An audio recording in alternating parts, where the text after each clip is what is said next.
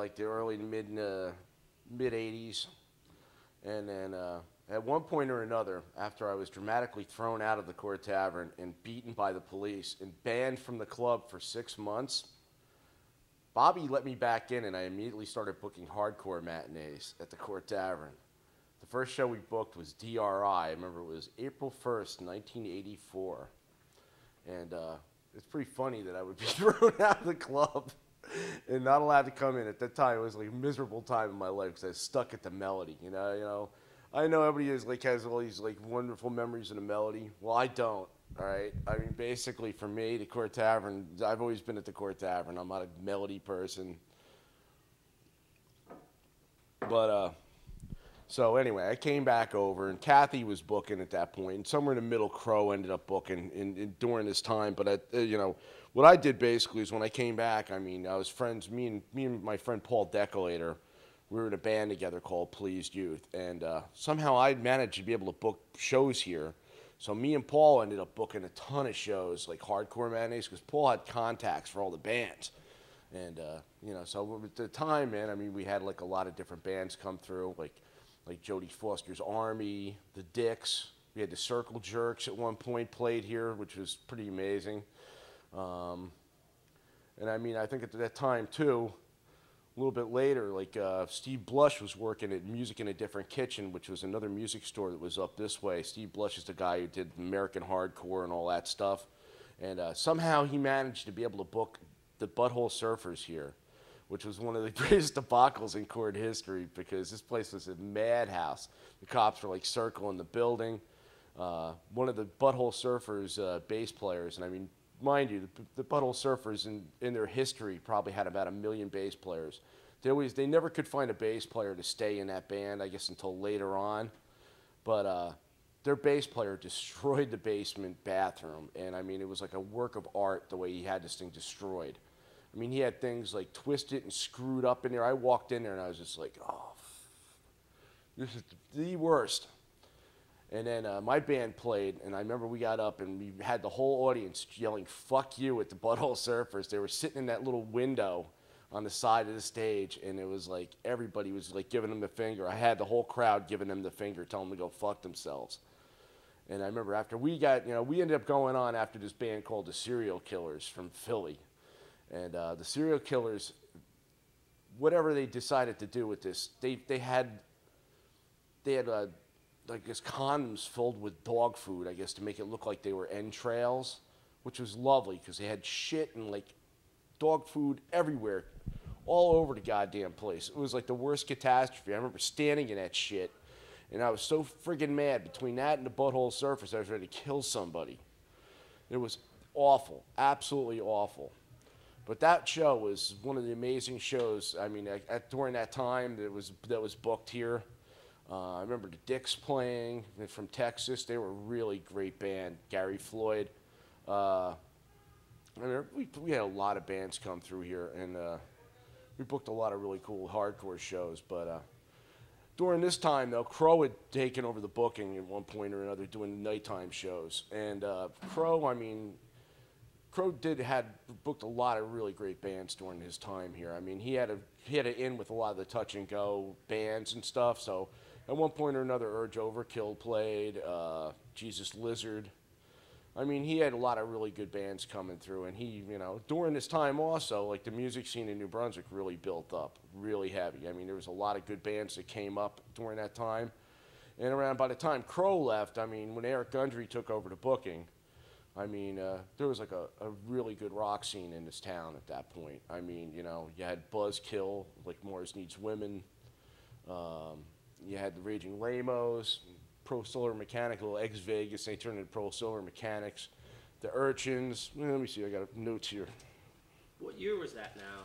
We're talking like, the early 90s, you know what I mean? Like, my band, Bad Karma, we were like almost pretty much like the house band here at that point. I mean, we had a lot of stuff going on there. I mean, there was like Instant Death, Bionic Rhoda, Boss Jim Geddes, I mean, there was a lot of really great bands at that time.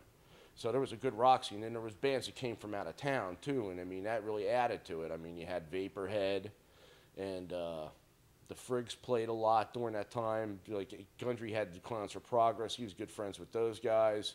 So I mean, there was a lot of really good bands, and then you had the Phantoms from Rick Slave and the Phantoms from New Orleans. I mean, there was a lot of really good bands coming through at that point, and it was a really good time. I mean, during the mid '90s, I mean, that was probably like a really good stellar time for for the Court Tavern, as far as like local bands and like original bands from around the area. I thought it was a really good time. And when Gundry left, I mean, I ended up getting the booking. So that was another thing. It was me and Mick, my guitar player for my band, Mick Preston. And I remember we used to go up in that office, and when we were doing the booking, we used to take like the awful bands. I mean, you have no idea when you're booking a club how many awful bands there are.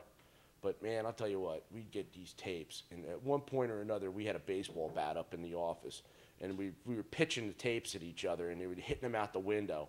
The tree out front was covered in like tape debris. At one point, we had an idea to go skeet shooting with the CDs because there's so many awful CDs. But at the same time, we ended up getting a couple really good bands in here from out of town too. I mean, we brought the Upper Crust in from Boston, who were like really great band. I mean, and Nashville Pussy, who were like, were incredible back then. I mean, especially when they had Corey, the bass player, and she like used to blow fire. I remember the first time that they played here. I'm standing there. It was like probably one of the first gigs I was like actually had booked. And I mean, I remember standing in the back, and she went and grabbed that bottle of Jack Daniels. And I was like, what the hell is she doing? She lights a torch, and next thing I know, there's like a wave of fire going across the whole front of the place. And I'm like shitting a brick. I'm thinking this place is going up, man. It's going to be my fault, It's going to be a complete catastrophe. But, it turned out to be one of the really great shows at that time. I remember the Pleasure Fuckers from Spain were here. That was a really good time. It was like a lot of really... that was a really good show. I remember that one in particular. Yeah, I mean, there was a lot of good bands at that time. How long did your guitar player from Bad Karma help you book the bands? Then Mick did about, I think Mick did about 2 years, I think, and it was probably like from around 96, 97 to he probably booked until probably 98. And then Armin did the booking with me for quite a while too. And Armin worked here for a while until he had an unceremonious blowout with Bob and ended up leaving. But he was real good at helping me do the booking at that time also. So and then after Armin left, and Bob ended up wanted Dennis to book with me. So Dennis booked with me at that time, and that was and at a certain point, I stopped booking. It was all Dennis. And the one thing about Dennis was, I mean, he had good ideas. He did a lot of like retro shows. In other words, he did like a lot of name bands, and he lost his shirt a lot of times on guarantees. But I mean, every once in a while he'd come up with a real good one, like like Wayne Kramer played here. I remember like the Original Sinners with Exene from X played here, which is like I had a chance to hang out and drink with Exene, which is like probably one of the red letter days of my life. It's nothing better than sitting around doing shots with her, man. She was like really cool. I remember I had pictures of me and Neil drinking shots with her. Eventually Dennis stopped booking the club, and when he did, I stepped back in, and I ended up talking to Andy, and Andy came in at that time. And when he did, I mean, all of a sudden we were on a roll, man. I mean, because now all of a sudden we had a great local music scene again. I mean, I can't even begin to tell you all the bands are coming from, from what he booked in and stuff. I mean, you had X Number 5, The Break. I mean, Andy would be better telling you what bands he brought in at that point, but there was a lot of bands. And all of a sudden, we were doing real well. I mean, I'd say we had probably a 2 or 3 year run where this place was making, really doing well for a while. Like everything else, it cools off after a while. And then after a while, I was booking with Bobby.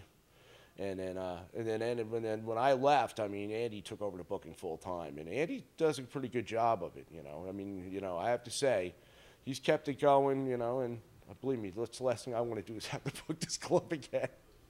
There's no doubt in my mind. It's like it's a stressful job, Booking is the worst. You got people hassling you all the time for gigs. I mean, I can't begin to tell you. And then the tapes and all the CDs, it's like, God, man, you wouldn't believe what you'd sit there and be like, what are these people thinking, man, with this band? It's like the worst ideas. I mean, there was ones that were so bad that we had them hanging on the wall because they were just that bad. But that's part of like live music. I mean, everybody got their ideas. I mean, so the ideas are a little wrong. That's cool. So Yeah. what we can do too. You want to unplug that? I can. Oh. You're not even using the tripod anyway, so. Okay, you can even hold on to the mic. All right. Hold on to the mic, and I'll just follow you. Okay. Okay, let's go down to the bar. All right. We'll go downstairs. Go right down this way. Okay.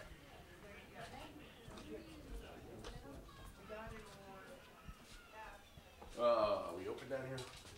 Yeah. Oh yeah, it's open. It doesn't matter. I forgot there's no door. How could it not be open? And this is the Court Tavern steps that Dennis fell down. Yeah. Let's take the bathroom too. You want the famous? Tell the story about which toilet bowl was it? Yeah. Here we are in the Court Tavern bathroom. Here we are in the Court Tavern bathroom. Live at the Court Tavern bathroom. Yeah, this is the bathroom that the guy from the Butthole Surfers destroyed. This is the one that basically is destroyed by everything anyway. Get that fly out of that picture. Anyway, it's the famous toilet that's been smashed 1,001 times by friggin' idiots. You know, I can't even begin to tell you how many times people, destroyed this bathroom. I know the one time there was a show back here in the early 80s, man. It was like early hardcore show. And I think it was TMA and Genocide, which right there is like, it's going to be a recipe for disaster. And this bathroom got friggin' destroyed. I can't even begin to tell you the mayhem. These columns, there used to be, I guess, a couple of these things in here. They broke everything. There was nothing left when it was done. And here's the Court Tavern, the regular Court Tavern basement. And we're going to take a walk down. Here's the famous stage. I mean, at one point over here was where the stage actually was, probably up until about 1990, I guess 1994, maybe 93. I mean, I might be wrong on that, but either way, that's where it was. That's the window where the guys in the Butthole Surfers were standing when we were giving them the finger. And they were a bunch of assholes. Okay. I love Butthole Surfers to death, but boy, those guys were jerks. We got some flyers here. Let's go. Well, we have some flyers, not just flies. Hey, look, a can of Raid. Let's see, Put that on the What side. do we got here now? It's got the little bouncing souls here too. Oh, that's somebody. I should have mentioned that too. I mean, at that point, like the Souls. I mean, I had met those guys, and I got them actually their first gig at the Court Tavern. They played on one of my birthday shows, I think. And I mean, I've known those guys forever. I mean, they're good guys. Dictators. That was another great show. That was a real good show. Actually, that was one of the ones I booked there. With El Dorado, man, a band from New York. They were really good too. The Lamos.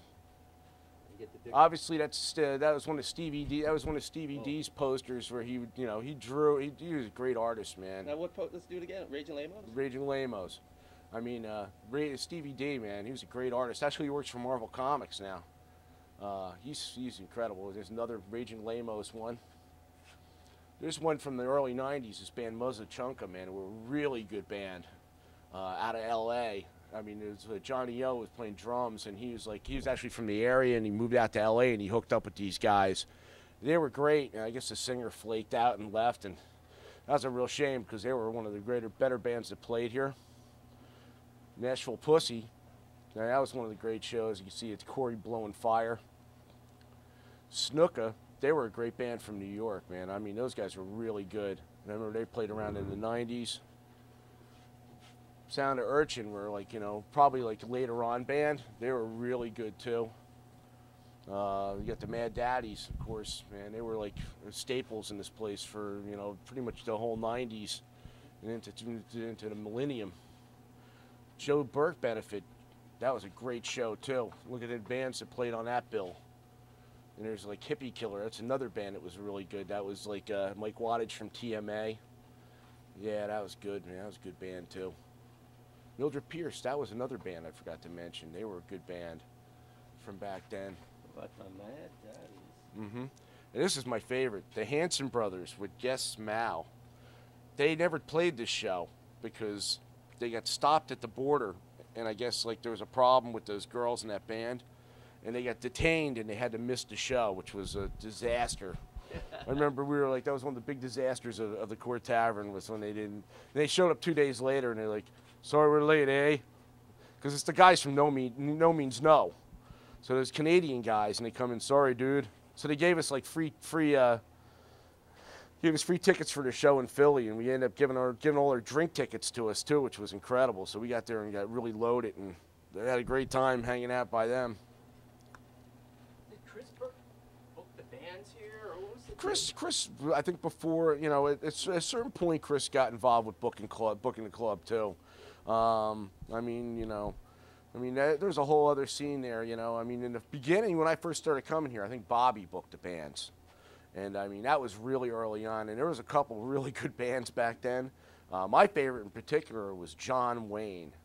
That was a great band. It was Jon.